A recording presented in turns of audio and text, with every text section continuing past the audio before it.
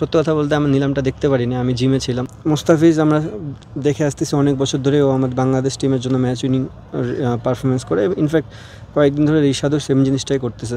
I hope যে তারা এই ওয়ার্ল্ড কাপে আমার লাইফটা ইজি করে দিবে।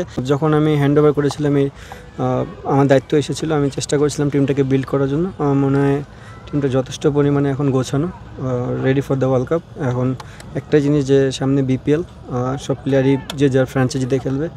আই হোপ যে তারা সবাই পারফর্ম করবে এবং সুস্থ থাকে আমার ন্যাশনাল টিমে ব্যাক করবে। অ্যাজ এ ব্যাটসম্যানের কাজই তো ম্যাচ জেতানো, ইনিংস খেলা। আমি আসলে খুব একটা ফলো করি না রেকর্ডে, বাট হলে খারাপ হয় না, ভালো হবে।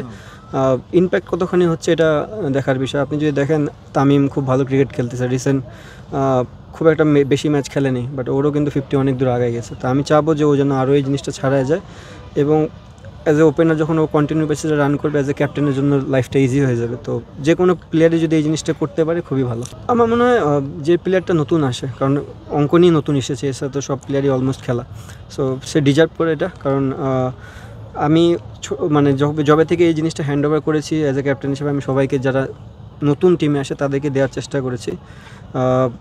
আমি জানি এটা ভালো না খারাপ, বাট আই হোপ যদি সামনেও এরকম কোনো নিউ প্লেয়ার আসে তাদেরকে দেওয়ারই চেষ্টা করবো। স্যাটিসফ্যাক্ট এই মুহূর্তে যে জিনিসগুলো আমি চেষ্টা করেছি ওভারঅল সব কিছু মিলায়, আমার মনে হয় যদি এই প্লেয়ারগুলো সুস্থ থাকে তাহলে আর মোটামুটি বলা যায় যে এই প্লেয়ারগুলোই চান্স বেশি খেলার। বাট কেউ যদি এক্সট্রাঅর্ডিনারি পারফর্ম করে বিপিএলে, সেটা অবশ্যই সিলেক্টরদের চোখে পড়বে, এবং সিলেক্টররা যদি তাকে ওইভাবেই চিন্তাভাবনা করে ডিফারেন্ট কিছু হতেও পারে। ওয়ার্ল্ড কাপের এক্সপেকটেশন তো সবারই হাই। অ্যাজ এ ক্যাপ্টেন হিসেবে চাবো যে সবাই পারফরমেন্স করুক, ইনফ্যাক্ট আমিও যেন পারফরমেন্স করতে পারি। বাট ওই টাইমটাতে কতখানি সবাই আমরা একত্রিত হয়ে খেলতে পারতেছি, সবার সময়টা ভালো যাচ্ছে কিনা, এটার উপর অনেক কিছু ডিপেন্ড করবে। এবং সবাই জানে যে তাদের রোল কী, যেহেতু অনেক দিন ধরে এই ফর্মেটেই খেলতেছে, এবং সামনে অলমোস্ট যারা ফাইনাল খেলবে তারা মানে 12টা ম্যাচের মতন খেলবে। সো আমি 12টা ম্যাচ বাদ দিলাম, 10টা করে তো সবাই ম্যাচ খেলবে। সো এনাফ টাইম আছে এখনও। ওয়ার্ল্ড কাপের আগে একটা বিশাল, আপনি যতই প্র্যাকটিস করেন, ম্যাচ কিন্তু একটা ম্যাচের মতনই। সো আমার মনে হয় তারা ওই প্রসেসেই যাবে এবং ওখান থেকেই ভালো কিছু নিয়ে আবার আসতে পারে। দেখেন, দুজনই ম্যাচ উইনার। মুস্তাফিজ আমরা দেখে আসতেছি অনেক বছর ধরে, ও আমাদের বাংলাদেশ টিমের জন্য ম্যাচ উইনিং পারফরমেন্স করে। ইনফ্যাক্ট কয়েকদিন ধরে রিশাদও সেম জিনিসটাই করতেছে।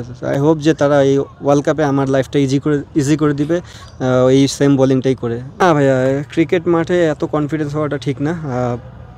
সার্টেন ডেটে যারা ভালো ক্রিকেট খেলবে তারাই জিতবে, এবং আমাদের বেস্ট ক্রিকেটটাই খেলতে হবে। কনফিডেন্স দেখেন আগেও যেমন ছিল এখনও তেমন। যে জিনিসটা আমি বলবো যে আমি যখন ক্যাপ্টেনশিপ হাতে পাই, যদি ওভারঅল আপনি প্লেয়াররা দেখেন, আমি খারাপ খেলতেছিলাম।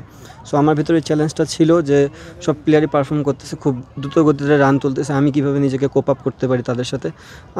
আমার মনে হয় আমি ওই জিনিসটা নিয়ে চ্যালেঞ্জ নিয়েছি এবং প্র্যাকটিস করেছি। সো মোটামুটি আমি সব বলবো না যে প্রত্যেক গেমে আমি খুব ভালো সাকসেস, বাট আমি ট্রাই করেছি আমার বেস্ট ক্রিকেটটা খেলার।